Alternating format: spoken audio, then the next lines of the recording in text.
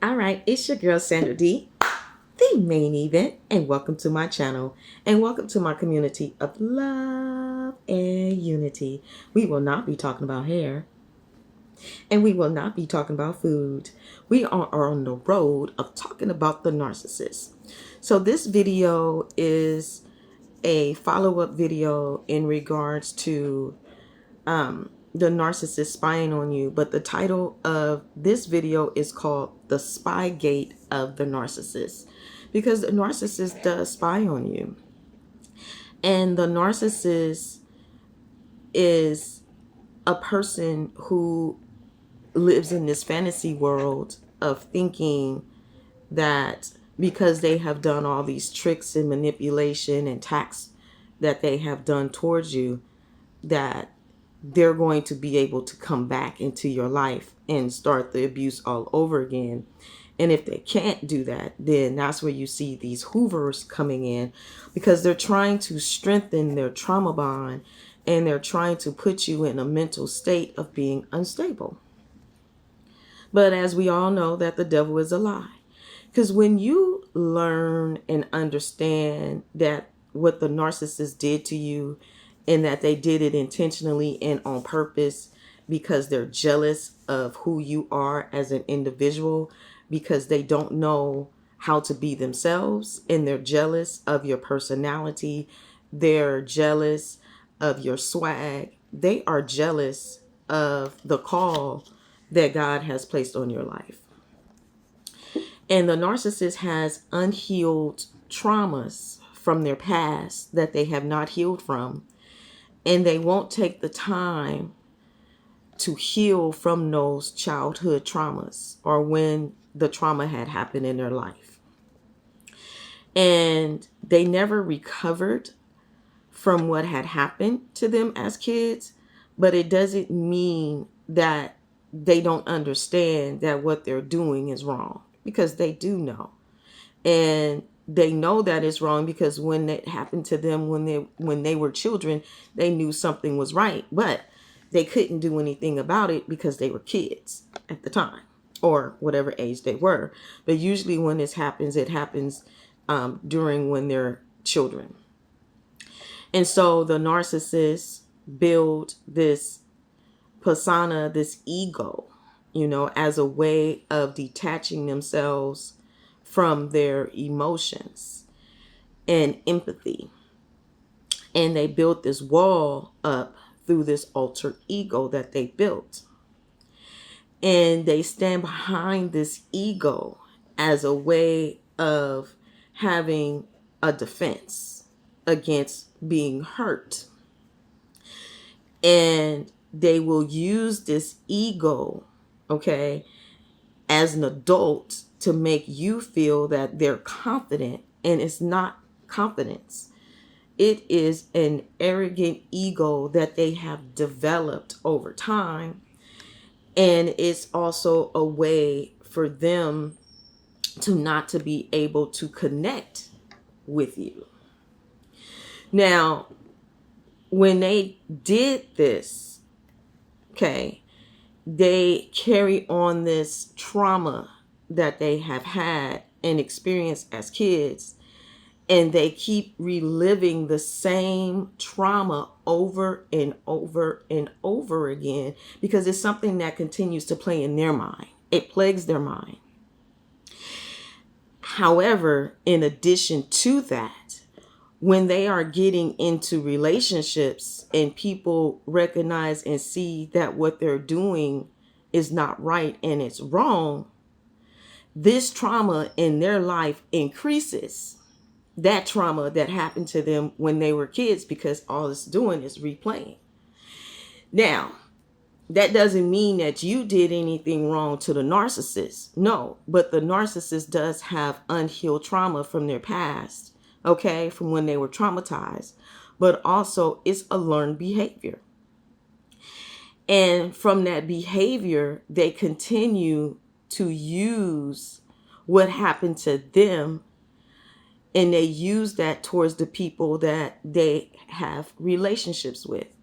Now, this doesn't always apply to a romantic relationship. This could be a family member, this could be a co-worker, it could be a business partner. You know, these things are not unlimited to the following people that were just mentioned.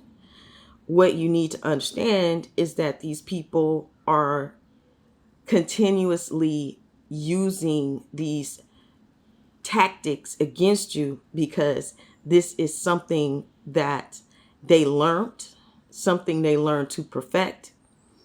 And it is trauma that they're using to reflect pain on other people because they're suffering.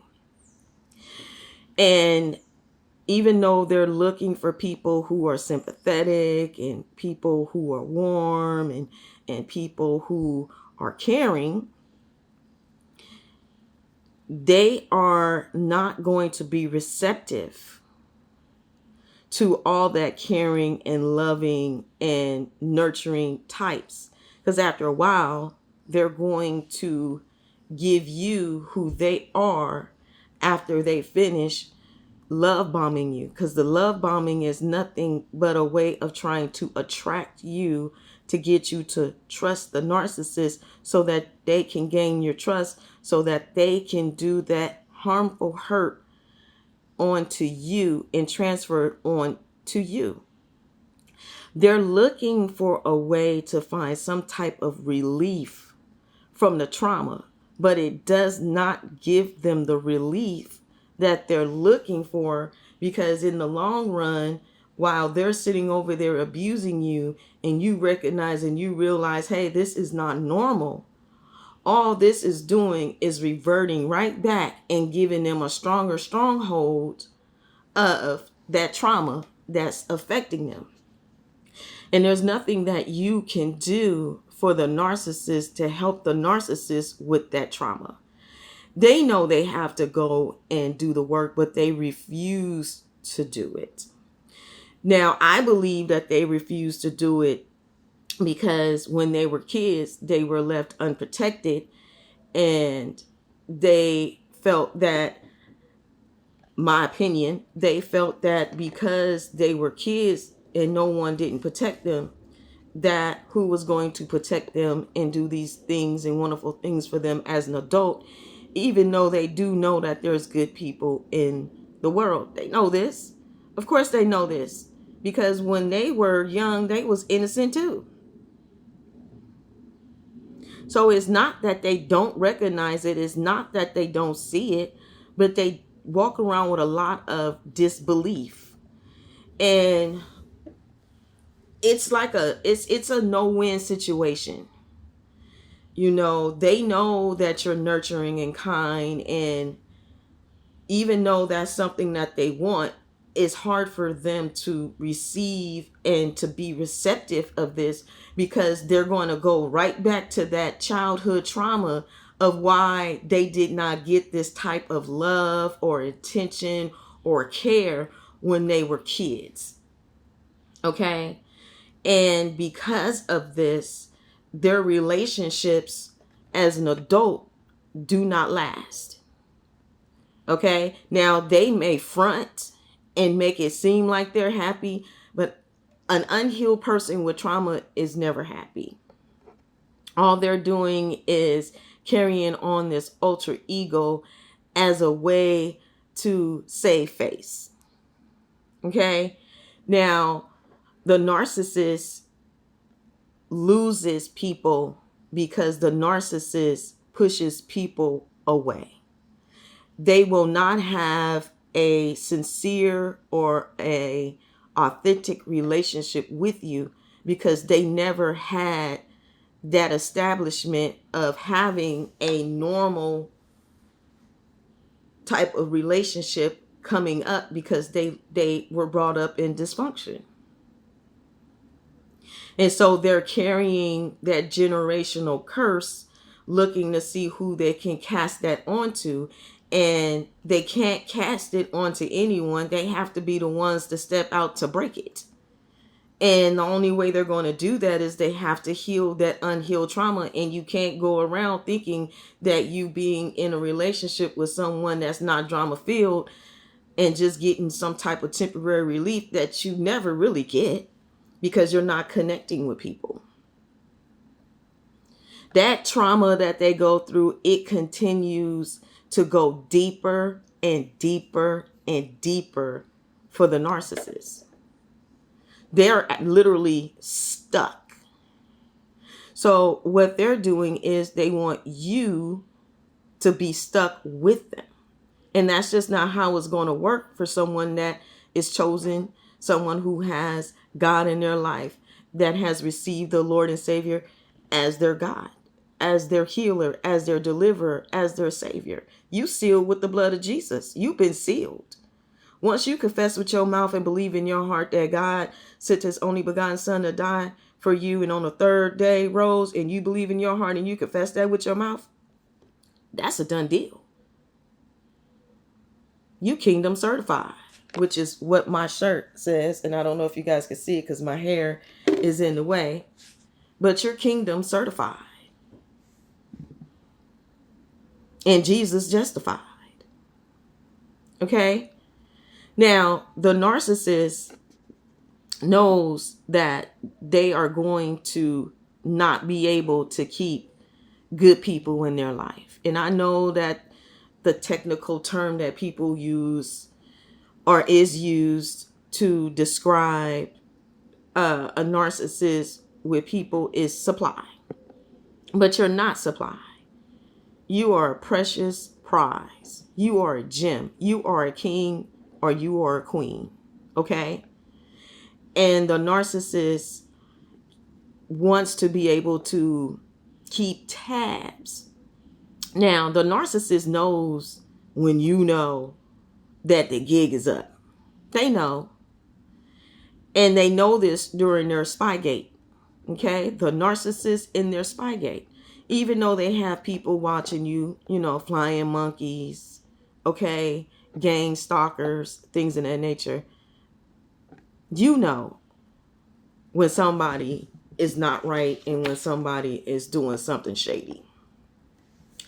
But the narcissist never wanted you to recognize and realize that not only was he doing you wrong, but that he had people in his circle or her circle that they were going to use to be able to monitor you and watch you to see what you're doing. Now, they are looking to see, certain things about you because the narcissist is studying you. Okay? They studied you before the relationship and they're studying you after. Because if you were the one that walked away from the narcissist is going to want to know why this has happened. And they're going to try to do what they can to correct what they've done. Okay? So that they can manipulate other people and see if they can secure a hook in them. Okay? And the narcissist also is hoovering you or spying on you. But look at that as your confirmation. Your confirmation that you know that you already had it going on, but this is your confirmation that you were destined for greatness. And the narcissist knew it. Now, you knew that God called you for something. You knew that because it was already confirmed and told to you. And you're probably waiting on the promise to come to pass. But let me tell you something. The promise is coming. It's already here. You're just going through the process. And I know you guys are saying, well, how you know we're going through the process? Let's talk about King David. Now, King David, okay, was going to become the next king. Because Saul jacked that up and was disobedient and didn't want to listen to the Lord. And so God had told Samuel, his prophet, that he was going to raise up a new king. And God told Samuel where he should go. So he went to David's home. And David had brothers. And they looked like, hey, they could be the next king. Now, I don't remember how many brothers it was. So I would have to go and reread the story. So sorry, you guys, but I do want to give you what I do know from the story. And so when Samuel saw them, they all lined up. And then God was like, no, no, not this one, not that one, you know. And then God had told Samuel, it ain't none of these. And then he said, I believe the father's name was Jesse. He turned to the father and said, do you have another son? Okay. And he said, yeah, I do, but he's out tending sheep. He said, okay, well, go out and go call him. Because Samuel was going to anoint the next king, and he had oil. Okay, anointing oil. Because the next king that was going to be, this oil was to be poured on them, and that is like a confirmation, okay, between a covenant between God and his chosen. So David comes in, Samuel sees him, and the oil poured out. And God was like, there he is. Now, mind you, at this point, David was young and he was tending sheep. Okay. And excuse me, you guys. And God had announced him to be the next king. Now, I know you guys are probably going, okay, Sandra, what does this, Miss Sandra D, what does this have to do with the destiny in the process? Because before David became king, okay, of Israel, David had to go through the training in the process. And it did not come to him easily. Now, yes, David had a lot of victories under his belt, and he was supposed to, okay, because God was taking him through a process, okay, before he took over the throne. And that promise did not happen overnight. And as a matter of fact, David went through many battles. But one of his biggest battles that he had went through was with Saul. Now, Saul, I don't know if Saul at the beginning knew who David was, but Saul was jealous of David's gifting and his gifts. He didn't celebrate David. And it was challenging for him to even tolerate for David to be even in his presence, because he knew after a while that there was something great and special about David. Okay? So he didn't want David to be around.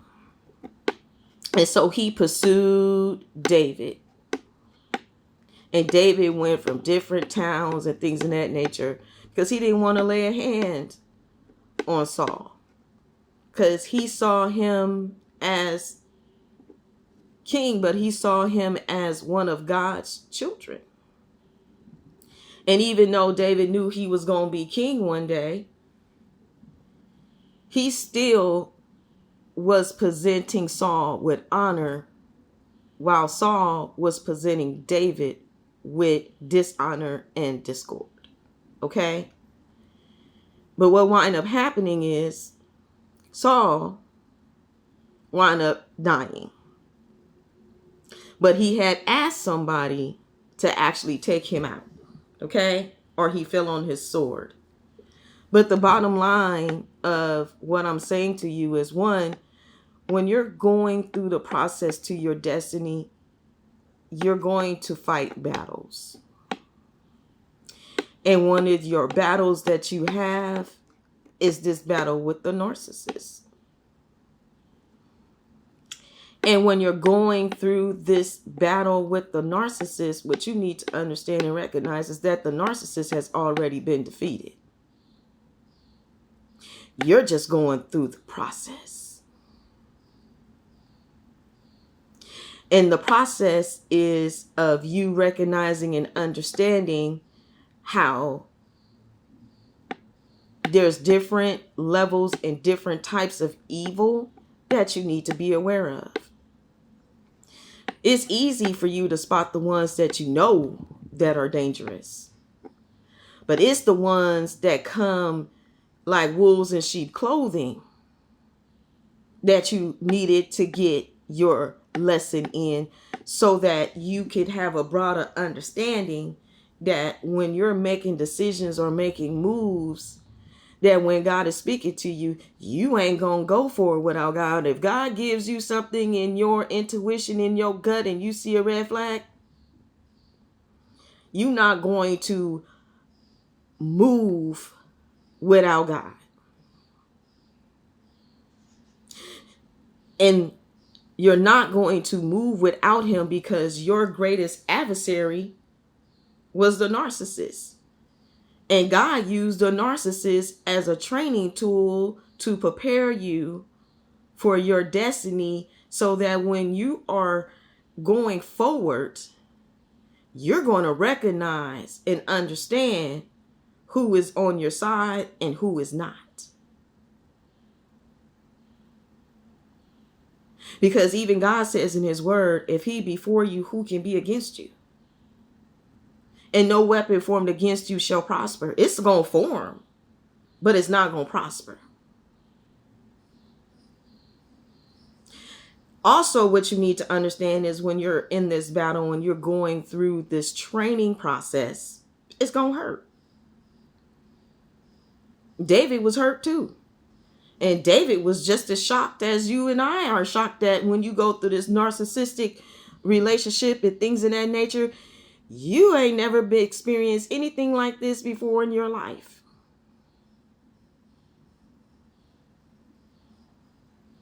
But you learn.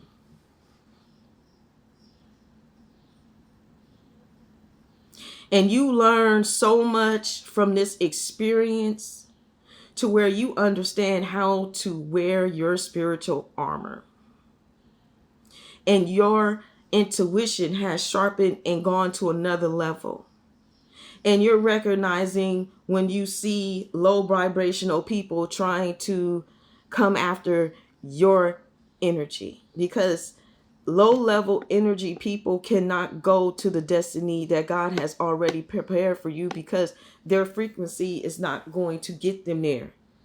No matter how many times that they try to withdraw from you, they're not going to be able to get to that destination, because that destination is not destined for them. Because if it was for them, God would have blessed them with that if they would have went to God and trusted them with their life and handed over, themselves to God. But they won't do that.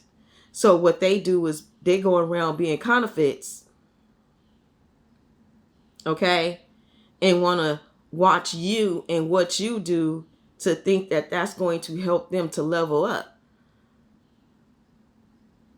But it does not last. It will always come tumbling down, because it's built on lies and deceit. And people will see right through it. So the spy gate of the narcissist is used as a way of studying you, a way for them to see if they can try to come back and abuse you, or they're trying to strengthen that trauma bond, which has already been broken. Because once you left and you said enough is enough, and no, this ain't for me, and I know it's not, and you slam that door like this, the narcissist had already knew. And they gave you that confirmation when they started hoovering you. And then they continue to confirm it when they're monitoring you and having people watch you.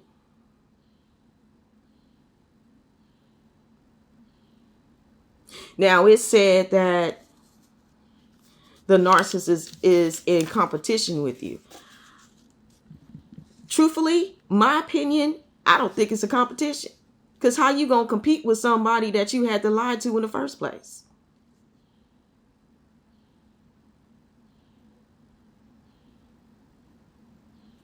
But I do believe that the narcissist is not in competition with you personally, but I do believe that the narcissist is trying to pin people against people,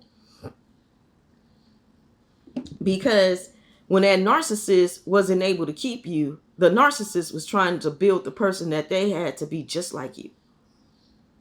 A copy, a counterfeit,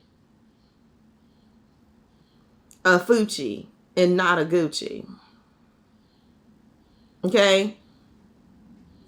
And so you need to understand that the narcissist never had your best interest at heart to begin with, because if they did, they wouldn't have to do the mind games. They wouldn't have to try to cast you into love spells. They wouldn't have to do a trauma bond. They wouldn't have to use manipulation.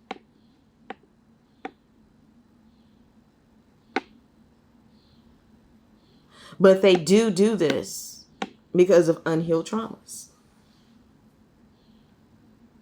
And I'm going to say this and I'm going to say this again. That's not your problem. But the narcissist made it a problem with God when they sat there and they did all of those wicked and evil things. Because when they did it to you, they did it to God. And God will not be mocked. And the narcissist may be thinking, oh, God ain't going to do nothing to me. I've been doing this for years. God knows that. God knows exactly how long that the narcissist has been going out here wilding out. And you might be saying, well, why did God allow this? One, God gives you free will. Two, what you allowed, God had allowed. But he used it for your advantage. It's not a disadvantage for you, but it is a disadvantage for the narcissist. Because even though God used the narcissist as a way of helping you in your destiny, God also used you to show the narcissist that God sees them. Because God reigns on the just and the unjust. And you coming across the path of a narcissist could have been their very way to where God was saying, hey, here I am. And the narcissist rejected God. Because when the narcissist did all those things to you and you are a child of God, that's confirmation to let you know that not only was a narcissist rejecting you, they was rejecting the Godhead that's in you. So when God delivered you out that relationship, God was delivering you to take you up higher. But that narcissist, oh, that narcissist is going to have to deal with God. Now, when is that going to happen? No clue. And I'm not seeking God and asking him when God when. Because I trust God's timing. Because I've been through a lot in my life. But also at the same time, every person that came up that came up against me, God's child, oh, God got every single last one of them. And if he ain't got them, he on his way to getting them. Because God will give a person an opportunity to accept the invitation to be saved. Because when an invitation first came to me, I'm not going to sit here and tell you that I accepted it when it first came. I didn't. And the reason why I didn't is because of all of the misinformation that I was receiving. It wasn't until I knew, I always went to church and always loved going because it was like this peace. So I knew it was something about church that was for me. But when it was time for me to be saved, I knew I made the right decision. Can't nobody tell me no different. And no, I'm not a perfect Christian. Nobody is. But I'm a work in progress that is willing to allow God to do the work. And even though going through this experience was challenging and it was hard and it was hurtful, I'm not gonna lie to you guys. I feel so humbled in seeing the love of God even through this hard trial. I see the love of God. I see him.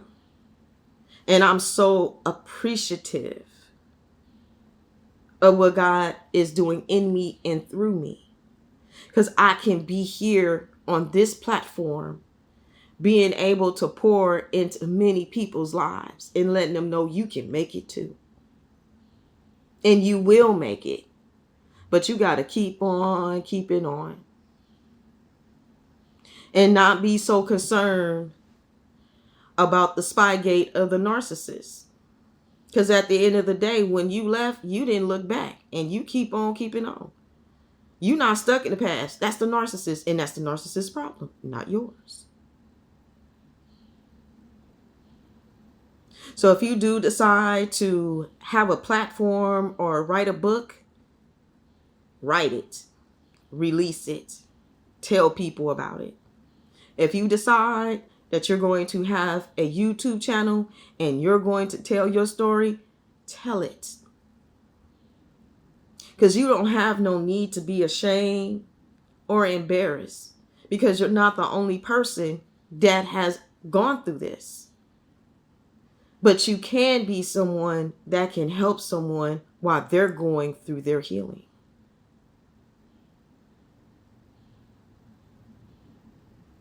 So keep moving forward. Keep on keeping on. And just know that this too shall pass. I can't tell you when your healing, when your breakthrough is going to come. Well, I can't tell you when you're going to get to the end of that. But I can tell you your breakthrough came when you realized and recognized that it was not a right fit for you. And when you let go, you let God. And that was your first part of your breakthrough. And as you're going through the healing process and you're getting educated, okay, you're elevating to the next level. You're leveling up. And not only are you leveling up, you're being rebirthed and awakened to your next appointed time and destiny to release what God has for you to release to those that he wants you to pour out to.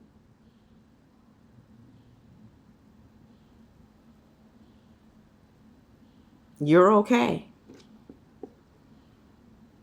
You may not feel okay, but just remember it's the process. And at the end of it, you're going to recognize and realize that God was with you all along. And make sure you forgive that narcissist. Now, I'm not going to tell you that's going to be an easy task.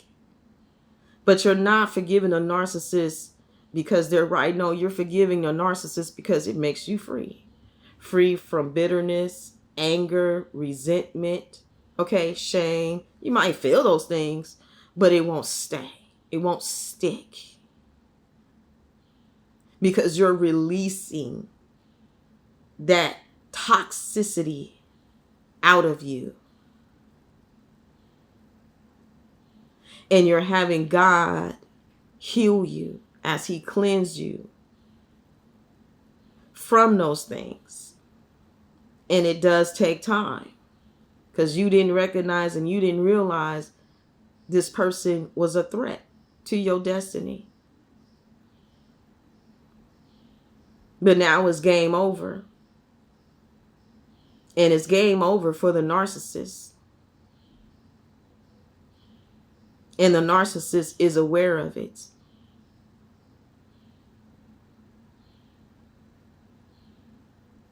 And just know that the narcissist will reap what they sow. Because every day when that narcissist gets up, that narcissist still has to deal with their trauma. Not just from the trauma that they experienced as kids, but also that trauma that they reflect and do on other people comes back on them, even stronger and even harder.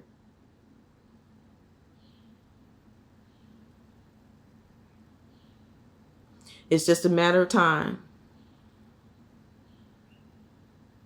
when it all blows up in the narcissist's face.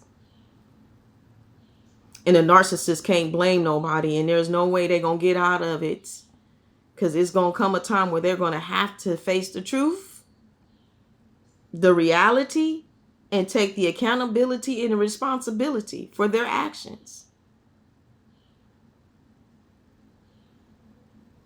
Because they're going to be put in a pit to where they got to face the truth.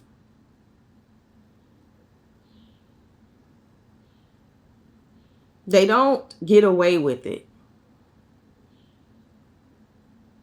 There's an expiration date that's coming. Just keep on keeping on. And just know you're destined for greatness. I'll see you guys in the next video.